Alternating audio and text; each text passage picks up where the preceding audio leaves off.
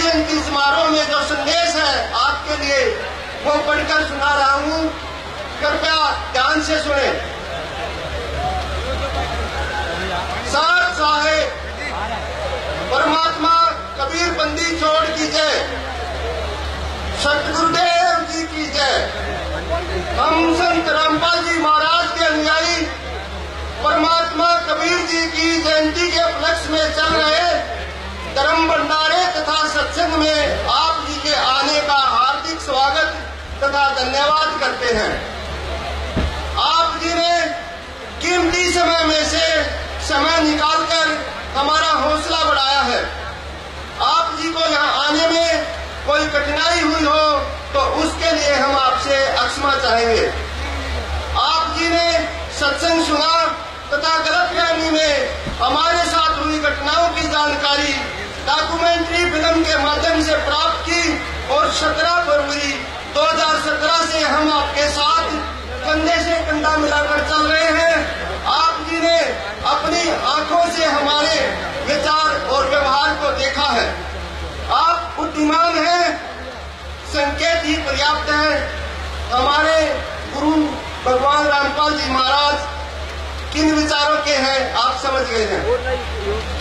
संत रामपाल जी महाराज ने कई बार सत्संग में फरमाया था कि मेरे बारे में तथा मेरे अनुयायियों के बारे में झूठी अफवाहों को सत्य मानकर 12 जुलाई 2006 को पुरोता आश्रम पर मुझे तथा मेरे अनुयायियों को मारने के लिए आक्रमण किया गया था।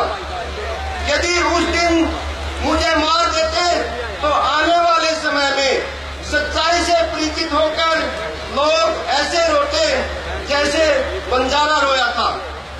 अपने वफादार कुत्ते को बिना जांच किए मार करके बंजारे को बहुत पछतावा हुआ था।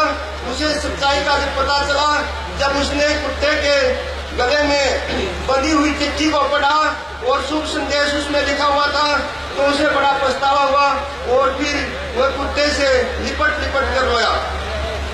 इसी प्रकार जब सच्चाई का, पुरोठा कांड की सच्चाई का आप लोगों को पता चलता तो आपकी भी यही दशा होती और पछतावा होता। शुक्र है परमात्मा का, मैं तथा मेरे अनुयायी बच गए। सतगुरु रामपाल जी महाराज कहते हैं कि शुक्र है परमात्मा का, मैं तथा मेरे अनुयायी बच गए। समाज को 17 फरवरी 2017 को मुझ कुत्ते के गले की चिट्ठी पढ़ने का अवसर मिला। आज आप कैसा महसूस कर रहे हैं यह आपकी अंतरात्मा जानती है। संत रामपाल जी महाराज के जीवन में 17 फरवरी का विशेष महत्व रहा है। उनकी जेई की नौकरी लगी 17 फरवरी 1977 को। संत रामपाल जी महाराज के जीवन के कल्याण की शुरुआत हुई, यानी उनको गुरुजी से दीक्षा मिली 17 फरवरी 1988 को। संत जी तथा उनके अनुयायियों यानी कि हमारा कलंक, जो बदनामी का कलंक हमारे ऊपर लगाया गया था, वो 17 फरवरी 2017 को साफ हुआ। इससे पहले हमारे को बदनाम करने वालों ने गंदा नाला बताया था, परंतु वास्तव में हम गंगा जल थे। दिनांक 17 फरवरी 2017 को वह कथित गंदा नाला पुनः गंगा दरिया में मिलकर गंगोदक यानी गंगा जल सिद्ध हो गया। यह तो आप जी ने जांच लिया है कि हम पहले भी अच्छे थे, अब तो कहने की आवश्यकता ही नहीं रही, क्योंकि आप जी ने हम भले बुरों को स्वीकार कर लिया। संत रामपाल जी महाराज कहते हैं कि आप मेरे उद्देश्य को समझें, मेरे अध्यात्म ज्ञान को जांचें, मेरा साथ दो, मैं आपको पृथ्वी पर स्वर्ग बनाकर दूंगा। बंदी छोड़ सतगुरु रामपाल जी महाराज की, बंदी छोड़ सतगुरु रामपाल जी महाराज की।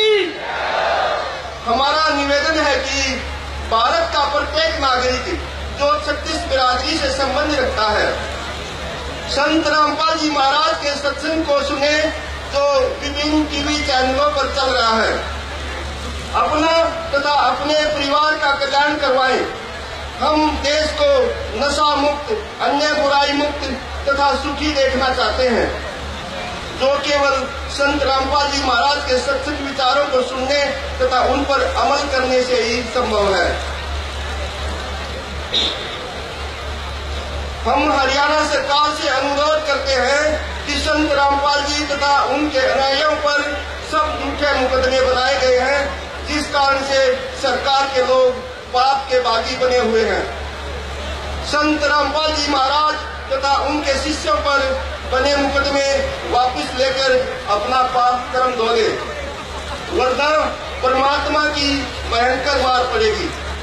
हमें दुख के साथ कहना पड़ रहा है कि श्री भगवान दास डीएसपी हिसार ने भक्तों को अधिक तंग किया था।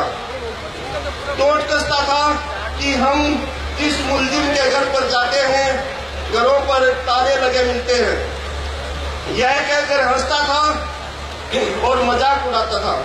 जब जीव के पाप का घड़ा भर जाता है, वह स्वतः ही डूब जाता है। इस प्रकार डीएसपी भगवान दास का घड़ा भर गया था। दिनांक 12 मार्च 2017 को ऐसी परिस्थिति बनी कि श्री भगवान दास डीएसपी के घर को भी ताला लग गया। हमारे ऊपर 302 धारा के तहत 2 झूठे मुकदमे डीएसपी ने बनाए थे। उनके ऊपर धारा 302 के सच्चे मुकदमे 3 लगे और गोली मारकर मरा। डीएसपी पर भी 3 सच्चे मुकदमे लगे और खुद गोली मारकर के मरा। सतगुरु रामपाल जी महाराज की। जिस अधिकारी, कर्मचारी तथा मंत्री, मुख्यमंत्री जी ने जितना भाग संत और भक्तों को सताने में अपना हिस्सा किया है, उनको उतना प्रसाद परमात्मा अवश्य देगा। फिर उनके नाम लिख कर जनता को जानकारी देंगे कि इन जालिमों ने ये जुल्म भक्त और संतों पर ढाए थे और आज परमात्मा ने उनको ये प्रसाद दिया, ताकि भविष्य में कोई ऐसा जुल्म ना करे और परमात्मा से डरे।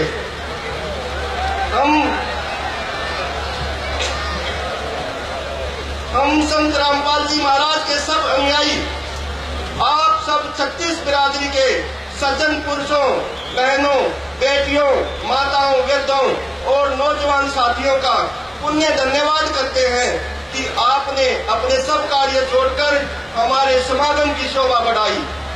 सतगुरु रामपाल जी महाराज की।